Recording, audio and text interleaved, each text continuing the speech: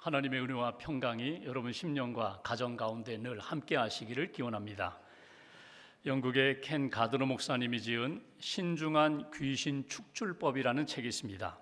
이 책은 목사님께서 영국 성공회 소속 목사로 30년 이상 귀신을 쫓아내는 사역을 하고 그 경험을 바탕으로 내놓은 책입니다. 그 책에 소개된 귀신 축출하는 핵심적인 방법과 원리를 몇 가지 소개하고 있습니다. 첫 번째, 영적인 분별력이 필요하다는 것입니다. 지금 이 사람이 귀신 들린 것인지 아니면 정신질환에 빠져 있는지 분별하는 지혜가 필요하다는 것입니다. 건전한 상식이 있어야 된다. 그래서 이 사람이 지금 어떤 상태인지에 대한 분명한 지혜가 있을 때 이 사람을 귀신 들린 것에서 자유케 할 수가 있다. 두 번째, 예수 이름의 능력이 있음을 믿어야 한다는 것입니다. 귀신을 쫓아내는 것은 개인의 능력에 달려 있는 것이 아니라 예수 그리스도의 이름, 권세, 복음의 능력에 달려 있다는 것을 잊지 말아야 된다. 세 번째, 성경 말씀에 기반해야 한다는 것입니다. 귀신을 쫓아내는 사역은 성경적이어야 한다. 신학적인 토대 위에서 신중하게 접근해야 한다고 말합니다. 그리고 한 가지를 덧붙인다면 귀신을 쫓아내는 것은 교회 공동체의 중요한 역할이 필요하다는 것입니다.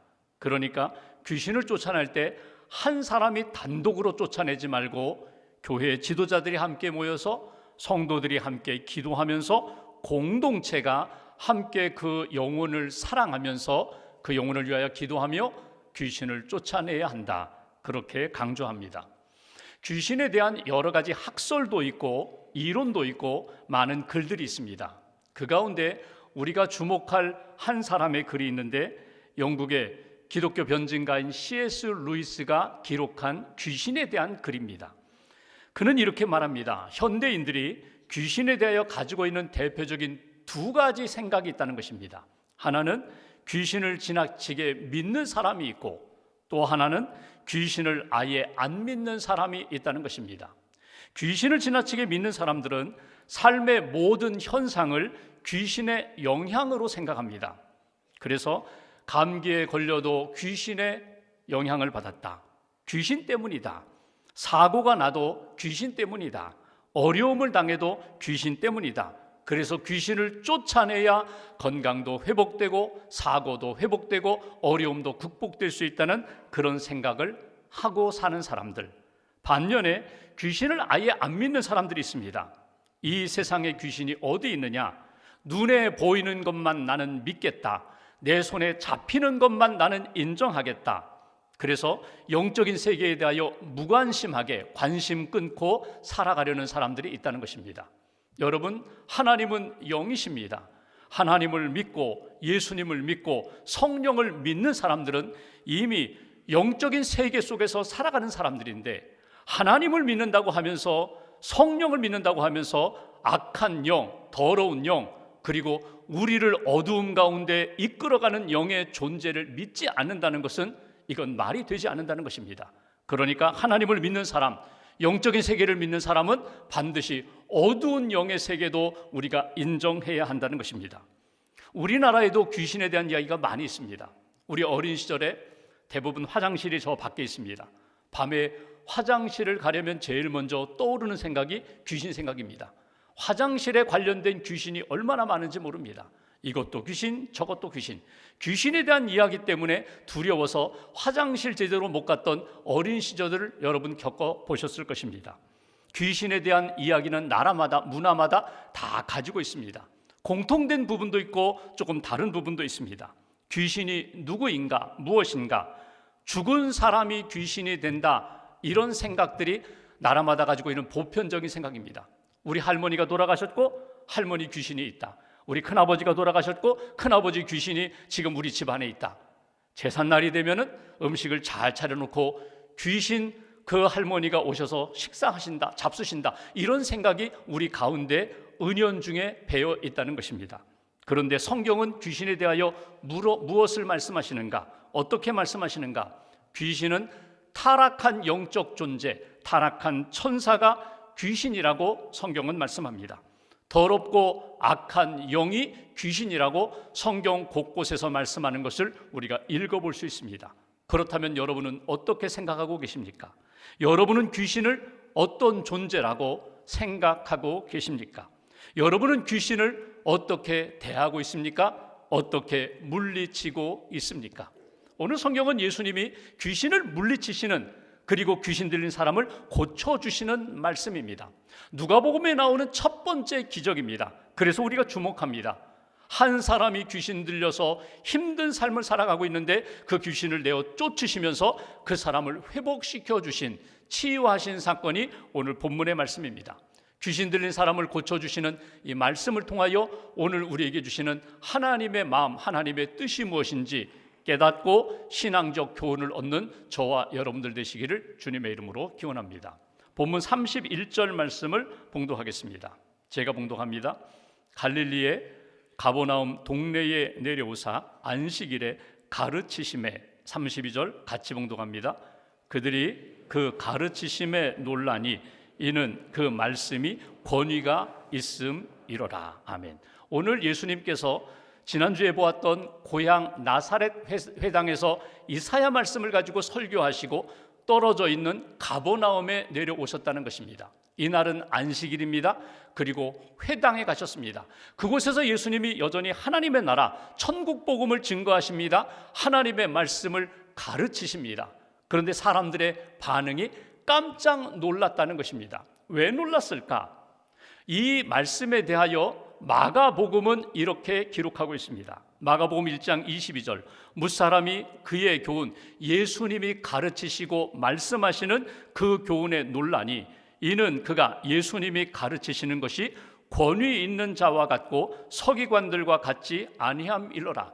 당시 예수님 시대에 회당에 가면은 성경을 읽는 사람이 있고 성경 말씀을 가르치는 사람들이 있었는데, 랍비가 가르치고 서기관이 가르치고 율법학자가 가르치고 종교 지도자들이 가르치는데, 그 가르치는 것과는 예수님의 가르침이 확연히 달랐다는 것입니다. 당시 종교 지도자들의 가르침은 어떤 가르침이었는가? 전승에 의하면 전통적으로 어떤 랍비, 훌륭한 랍비가 이 말씀에 대하여 해석하기를 이런 식으로 다른 사람의 이름, 다른 사람의 권위를 빌려서 그렇게 가르쳤다면, 예수님은 어떻게 가르치셨다고요? 직접적으로 가르쳤다는 거예요.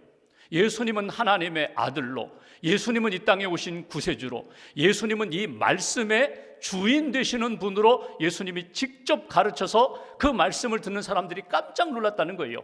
지금까지 들어보지 못한 말씀, 지금까지 종교 지도자들이 전했던 말씀들은 다 전승에 의하면, 어떤 사람에 의하면, 랍비에 의하면 이렇게 말을 전했는데, 오늘 예수님은 아주 강하게 말씀의 본 뜻과 말씀의 적절한 이 적용, 해석과 적용에 대하여 아주 구체적으로 말씀하셨기 때문에 사람들은 예수님의 말씀을 듣고 깜짝 놀랐다는 것입니다. 예수님의 말씀이 뭔가 다르다, 힘이 있다, 권위가 있다는 거예요. 권위라는 말이 무엇입니까? 권위라는 말은 왕이나 재판관이 주관적으로 결정을 내릴 때 사용하는 단어가 권위입니다. 왕이 권위가 있어요. 그래서 왕의 말에 힘이 있고 권세가 있다는 거예요. 재판장의 말에 힘이 있어요. 왜? 그는 재판장의 권위가 있기 때문에 모든 상황을 파악해서 이렇게 저렇게 판결을 내리는 것, 그 판결문이 권위가 있는 거예요. 예수님이 누구이십니까? 창조주 하나님의 아들이십니다. 이 땅에 구원자로 오셨습니다. 이 땅의 모든 죄와 어둠의 세력을 무너뜨리고 온전히 구원과 하나님의 나라를 세울 분이시기 때문에 그분이 권위가 있어서 그분이 전하는 말씀이 힘이 있었다는 거예요. 분명했다는 것입니다. 구체적으로 적용할 수 있었다는 거예요. 마태복음 5장에 보면은 예수님께서 구약의 십계명과 율법에 대하여 말씀하시면서 너희가 전에 십계명에서는 이렇게 들었지, 율법의 전통에서는 이렇게 알고 있지, 그런데 내가 이제 너희들에게 이렇게 전한다 하는 말씀을 우리가 마태복음 5장에서 읽어볼 수가 있어요. 마태복음 5장 21절 이하를 보면은 옛 사람에게 말한 바 살인하지 말라, 십계명에서는 살인하지 말라 이 말을 너희가 들었지만 나는 너희에게 이르노니 형제에게 노하는 자마다 심판을 받게 되리라. 여러분, 사람만 안 죽이면 돼요. 그러면 나는 살인하지 않았어요. 근데 예수님은 이것을 더 깊게 근본적으로 말씀하세요. 마음속에 미움이 있고 마음속에 분노가 가득한 사람은 이미 심판을 받은 것이다. 마음속에 미움과 분노가 가득하면 가인처럼 되는 거야. 사람, 형제를 죽일 수 있는 거야. 이게 예수님의 말씀이었다는 거예요. 조금 더 보면 27절 28절 간음하지 말라 하는 말씀 10계명을 너희가 들었거니와 나는 너희에게 이르노니 음욕을 품고 여자를 보는 자마다 이미 간음하였느니라.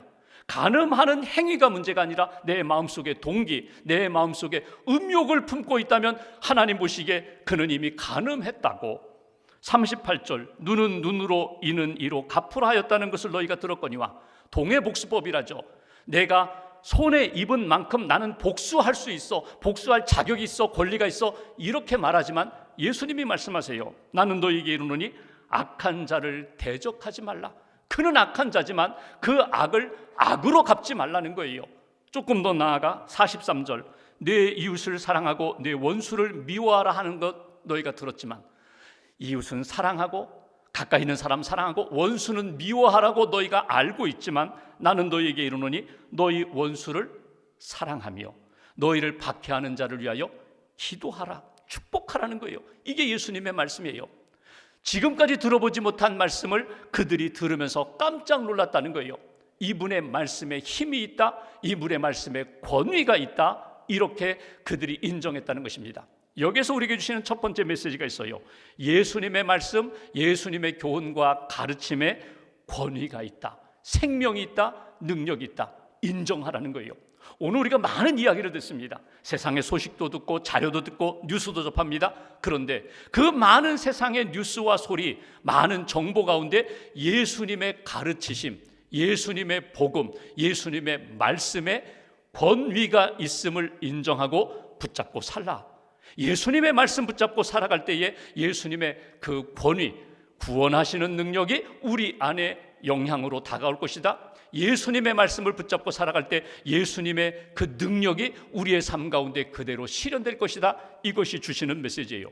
왜? 예수님은 하나님의 아들 되시기 때문에, 예수님은 이 땅에 오신 구세주가 되시기 때문에, 예수님은 이 땅에 많은 철학자나 많은 사상가가 펼쳐놓은 사상 중에 하나가 아니라 우리에게 생명과 구원의 지침이 되기 때문에, 말씀이 되기 때문에 예수님의 말씀에 권위를 두라. 이것이 주시는 메시지예요. 여러분, 뉴스를 접하다 보면은 사건 사고에 대한 뉴스를 우리가 접하게 됩니다. 기자가 취재하고 아나운서가 발표해요. 이 사건이 왜 일어났을까? 이 사건의 의미는 무엇일까? 그러면 나름대로 전문가가 나와서 해설을 해줍니다. 설명을 해줍니다. 대학 교수든지 아니면 전문가가 나와서 이 일이 일어난 사건은 이렇습니다. 잘못되면 앞으로 또 반복될 것입니다. 이 사건은 또 파장을 일으킬 것입니다. 그 이야기를 들으면 이해가 돼요. 이건 그냥 사건으로 끝나는 것이 아니라 우리에게 영향이 크다. 전문가, 권위 있는 분의 말을 들어서 사건 전체를 우리가 이해할 수 있거든요. 영화가 만들어졌어요. 사람들이 이렇게 저렇게 이야기합니다. 평론가나 기자들이 이런저런 이야기했습니다. 근데 감독이 나와서 이야기해요. 이 영화의 주제는 이렇습니다. 영화에 표현된 이것은 이런 의미를 담고 있습니다. 감독이 이야기하면요, 다른 사람이 말을 하지 못해요. 왜? 그분이 만들었으니까. 그분이 의도를 가지고 이 영화를 펼쳤으니까. 여러분, 우리가 가정에서 형제들이 의견이 분분해요. 이렇게 하자 저렇게 하자. 그런데 한 형제가 이야기합니다. 아버지가 유언을 남기셨다. 아버지의 뜻은 이거다. 그러면 의견은 다 그냥 조용해지는 거예요. 왜? 아버지의 권위, 아버지의 그 말씀에 권위가 있기 때문에 그분의 뜻을 따라가는 거예요. 오늘 우리가 신앙생활하면서 왜 우리의 삶 가운데 하나님의 말씀, 예수님의 말씀이 필요한가? 그분은 우리의 구원자가 되시기 때문에, 그분이 주신 말씀이 내 삶의 길과 진리와 생명이 되시기 때문에 그분의 말씀을 붙잡고 살아갈 때 우리의 인생이 하나님이 기뻐하시는 생명의 삶으로 이어질 수 있다는 거예요. 오늘 성경에 보면은 예수님의 가르침의 내용은 나타나지 않습니다. 그런데 그분의 그 존재 가치가, 존재 자체가 힘이 있고 권위가 있었다는 거예요. 예수님이 말씀하셨다면 그분의 말씀을 통하여 우리의 인생이 달라지게 된다. 오늘 예수님 하나님의 아들로 오셨습니다. 구세주로 오셨습니다. 내 인생의 정말 구원자가 되심을 믿는다면 그분이 내게 주신 말씀에 대하여 가치를 두고 무게를 두고 권위를 두고 따라가는 하나님의 사람이 되어야 한다. 특별히 오늘 예수님이 말씀을 전하시기 전에 성령을 받으셨어요. 기도하실 때 비둘기같이 성령이 임했어요. 성령 충만한 예수님이 하나님의 뜻을 증거하실 때 말씀에 힘이 있었던 것처럼 오늘 예수님을 믿고 예수님의 말씀을 붙잡고 살아간다면, 성령을 의지하고 성령의 능력을 받은 사람이라면, 나는 예수님이 아니지만 예수님을 믿는 자로서 내가 예수님의 말씀에 믿음을 고백하고 순종하며 따라갈 때 하나님이 예수님께 주셨던 그 놀라운 힘과 권위를 우리에게도 허락해 주신다. 말씀 붙잡고 하나님이 기뻐하시는 믿음의 삶, 하나님께 영광 돌리는 권위 있는 하나님의 사람들 되시기를 주님의 이름으로 기원합니다. 두 번째 33절 말씀 보실까요? 제가 봉독합니다. 회당에 더러운 귀신 들린 사람이 있어 크게 소리질러 이르되, 34절 같이 봉독합니다. 아, 나사렛 예수여, 우리가 당신과 무슨 상관이 있나이까? 우리를 멸하러 왔나이까? 나는 당신이 누구인 줄 아노니 하나님의 거룩한 자니이다. 아멘. 여기 보시면 33절 회당, 가버나움 회당에 거룩한 장소입니다.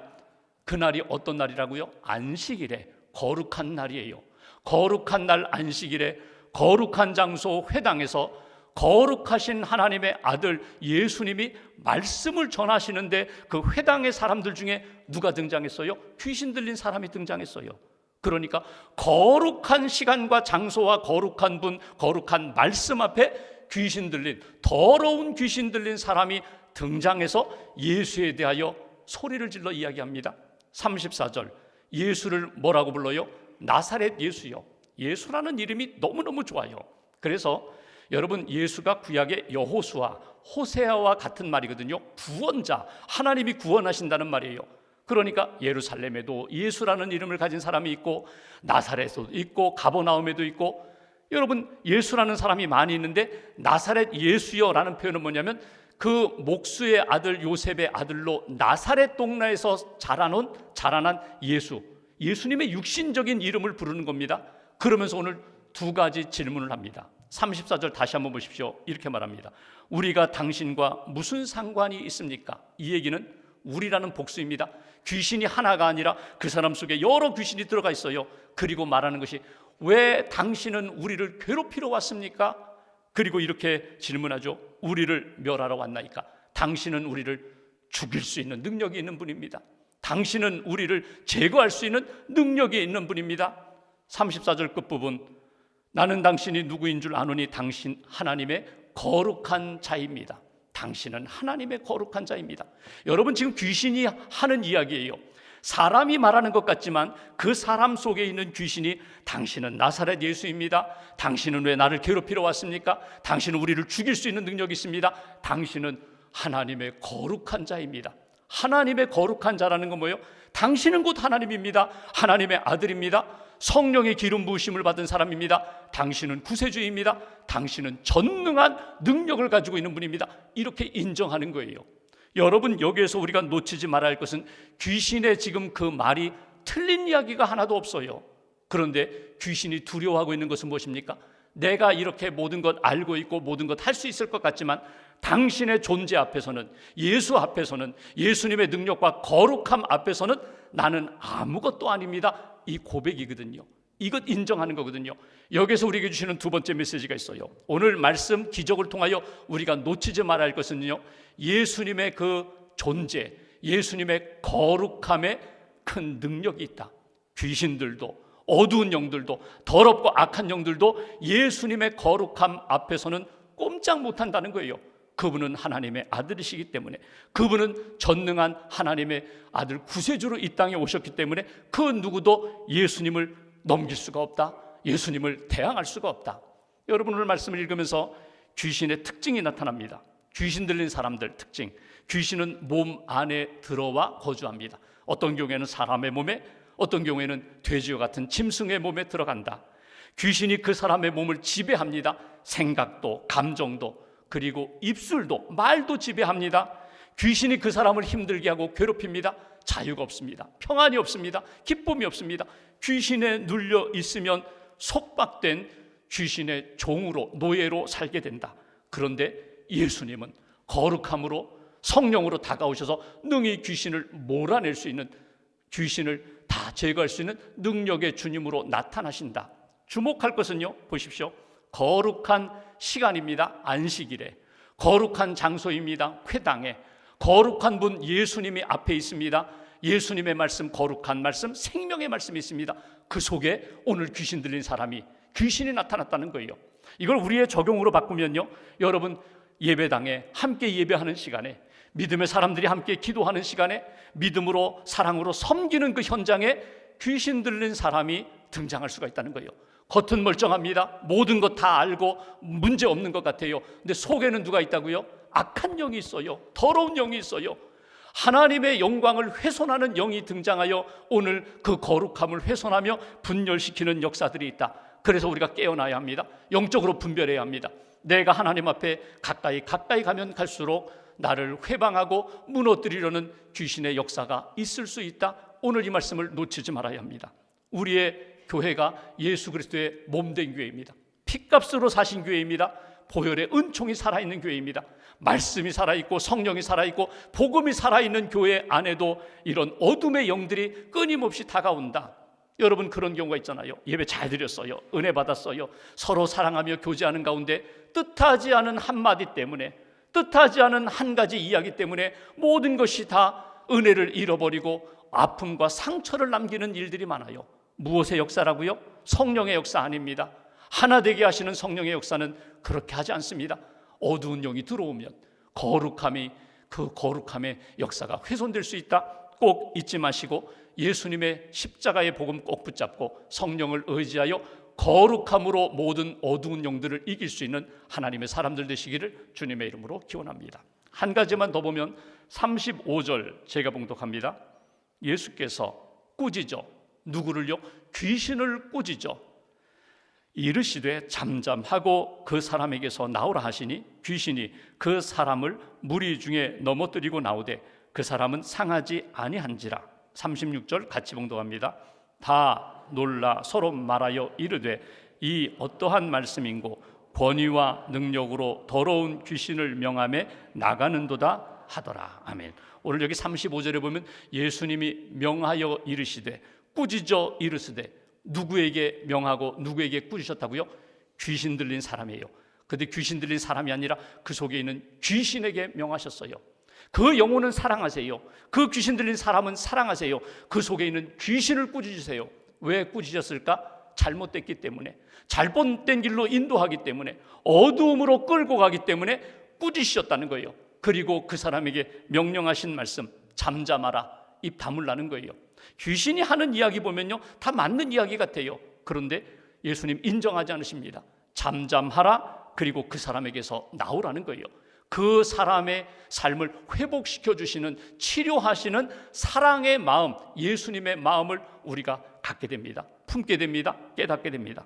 36절에 보시면 사람들이 귀신이 나오니까 그 사람이 힘들어하다가 온전해진 모습을 보고 깜짝 놀랐다는 거예요.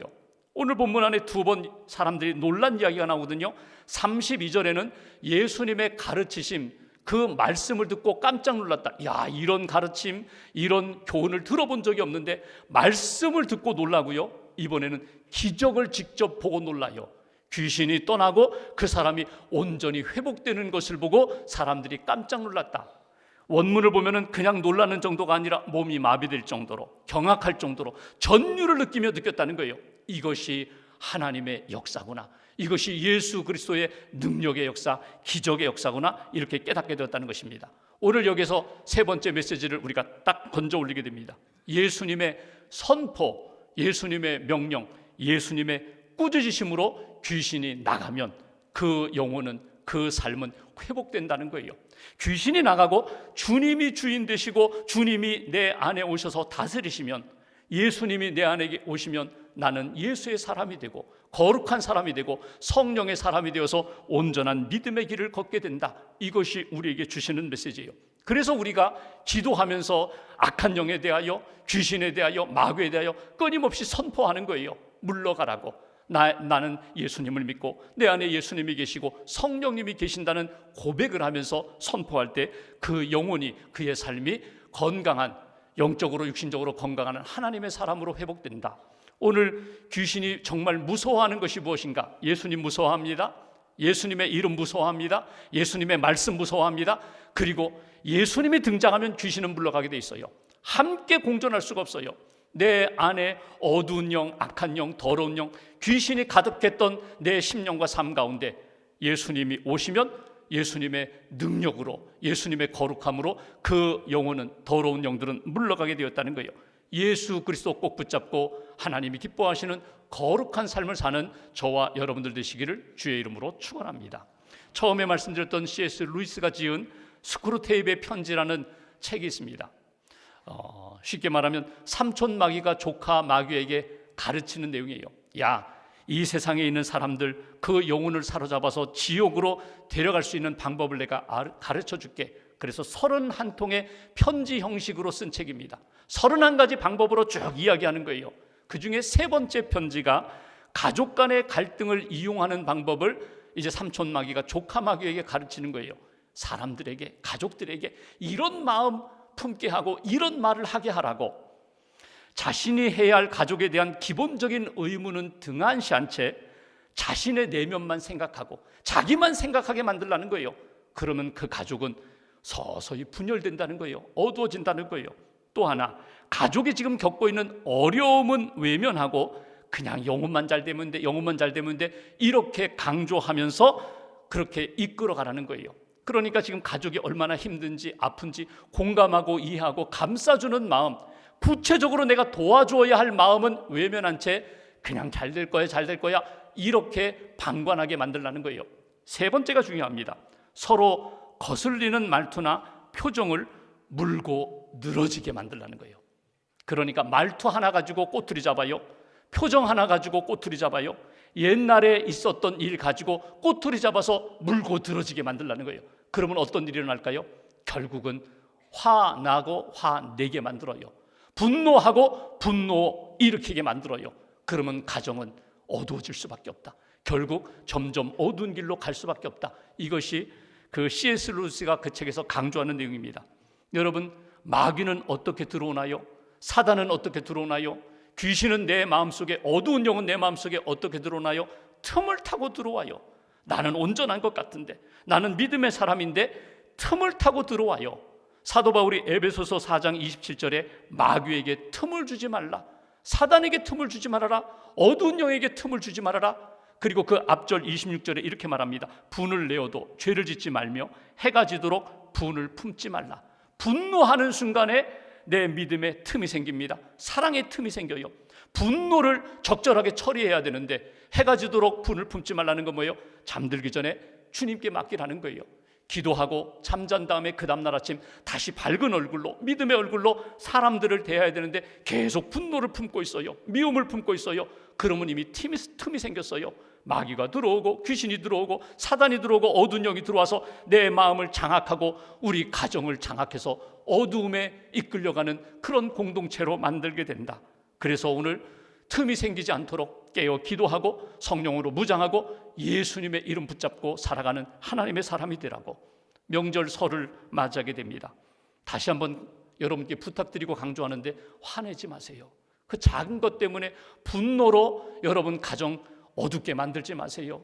사랑하고 화해하고 용서하고 싸우지 않아야지, 화내지 말아야지, 싸우지 말아야지, 또 다짐하고 또 다짐하고, 혹이라도 내 마음 가운데 그런 분노와 그런 어두운 마음이, 어두운 영이 내 마음에 꿈틀거리면 예수님의 이름을 부르는 거예요. 예수님의 이름을 다시 부르는 거예요. 그리고 여러분 예수님께 맡기시는 거예요. 여러분 명절은 어떤 날입니까? 감사의 날이에요. 하나님께 감사하고 부모님께 감사하고 사랑하는 가족들에게 감사하고 사랑하는 날입니다. 서로 사랑하고 축복하는 날이에요. 거룩함을 지키는 날입니다. 명절에 나는 하나님의 자녀입니다. 나는 하나님의 백성입니다. 거룩한 자답게 하나님이 기뻐하시는 길을 걸어가는 거예요. 내 마음에 들지 않는다고 해서, 나를 화나게 만든다고 해서 여러분 쉽게 사탄아 물러가라 뭐 그런 말 하면 안 돼요. 그런 말 하시면 안 돼요. 기도하셔야 돼요. 그리고 나 스스로에게 다시금 선포하셔야 돼요. 예수 그리스도의 이름으로 명하노니 어두운 영들은 내게서 떠날지어다. 내게서 떠날지어다. 내가 먼저 성령으로 말씀으로 은혜로 충만해지면 여러분 다 품을 수 있어요. 세울 수 있어요. 화목할 수 있어요. 하나님 기뻐하시는 길 걸어갈 수 있어요. 이번 한 주간 동안 우리 가정 안에 만나게 해주시는 사람들에게 예수 그리스도의 향기가 되고 편지가 되고 은혜의 열매를 맺는 복된 한 주간으로 잘 지켜가시기를 주님의 이름으로 축원합니다. 기도하겠습니다.